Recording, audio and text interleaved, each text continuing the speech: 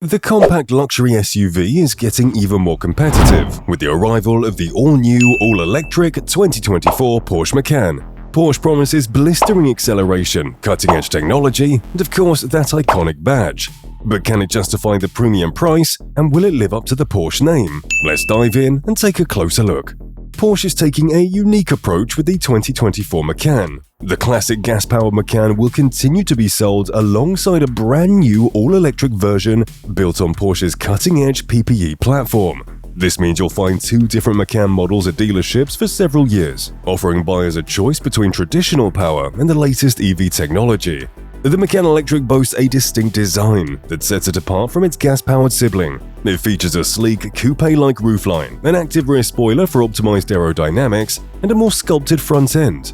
The model lineup will initially include dual-motor, all-wheel drive Macan 4 and Macan Turbo versions, with more variations likely in the future.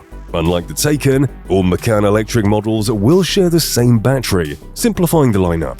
While official EPA range figures haven't been released, Porsche promises the Macan Electric will be among the fastest charging EVs on the market thanks to its 800-volt architecture.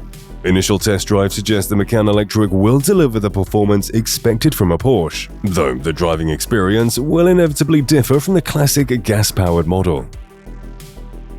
The Macan Electric's interior draws inspiration from the redesigned Cayenne, but offers a significant upgrade in space and functionality. Gone is the cramped center console of the gas-powered model, replaced by a design that emphasizes storage. The cockpit centers around a 12.6-inch or 32cm digital instrument panel. While added functionality is welcome, the display's design options and the information layout could be improved. Tire pressure and a G-meter seem like a waste of precious screen real estate. To its right, the 10.9-inch infotainment touchscreen represents a major leap forward for the Macan. Powered by Android Automotive, it boasts vivid colors, an intuitive layout, and a permanent menu bar on the left side, even while using Apple CarPlay. Since the entire system runs on Android Auto becomes redundant.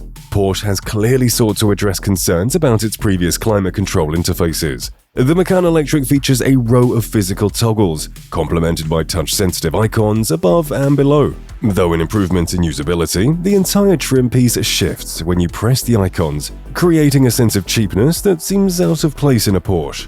Still, the controls are ultimately easier to operate without looking away from the road. Thankfully, the Macan Electric avoids the controversial touchscreen-controlled air vents found in the Panamera and the Taycan.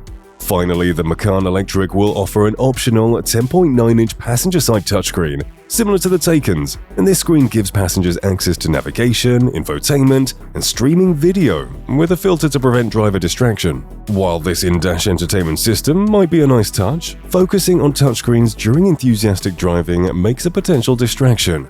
Overall, the Macan Electric's interior represents a significant advancement over its gas-powered counterpart. Porsche's prioritized functionality and technology, with some remaining room for improvement in terms of design and execution. The Macan Electric is about the same size as the gas-powered Macan that will continue to be sold alongside it. The two vehicles have nearly identical width and height, and the Electric is only 2 inches longer. The wheelbase is also almost the same, at 113.9 inches for the Electric and 110.5 inches for the gas-powered Macan. This means that the Macan Electric remains one of the smaller compact luxury SUVs on the market. It is similar in size to the Tesla Model Y, but it's larger than the Audi Q4 e-tron Sportback and smaller than the Mercedes EQE SUV. Passenger space dimensions for the Macan Electric are not yet available, but likely the interior is not much more spacious than the gas-powered Macan. The rear seats of the gas-powered Macan are already quite cramped, so it's not surprising that the Electric does not offer significantly more legroom. Porsche says that the Macan Electric has a maximum cargo capacity of 46.5 cubic feet, with the seats folded down. However, this measurement is likely taken from the cargo floor to the top of the seatbacks rather than to the roof, as is the standard for most other manufacturers. This means that the cargo area is not actually as small as it seems, but it is still one of the smaller cargo areas in the compact luxury segment.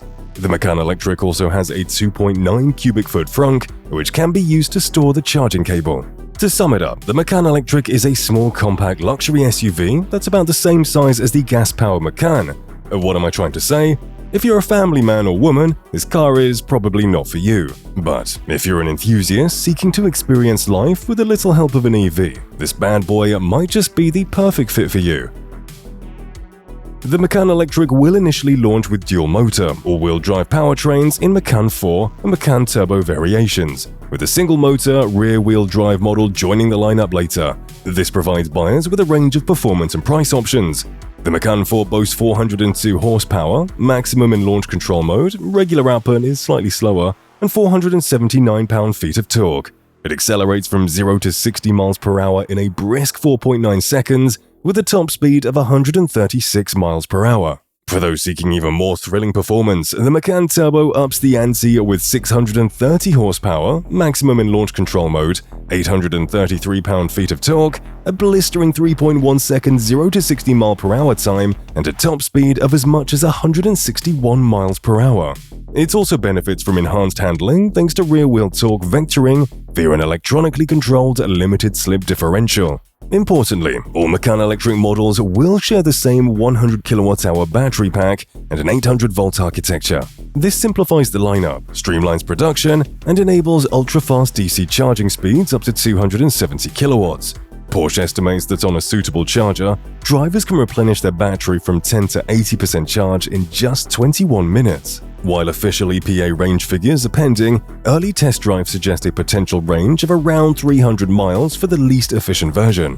Naturally, the less powerful Macan 4 and the eventual single-motor variant should offer even greater range, potentially exceeding the benchmarks set by competitors.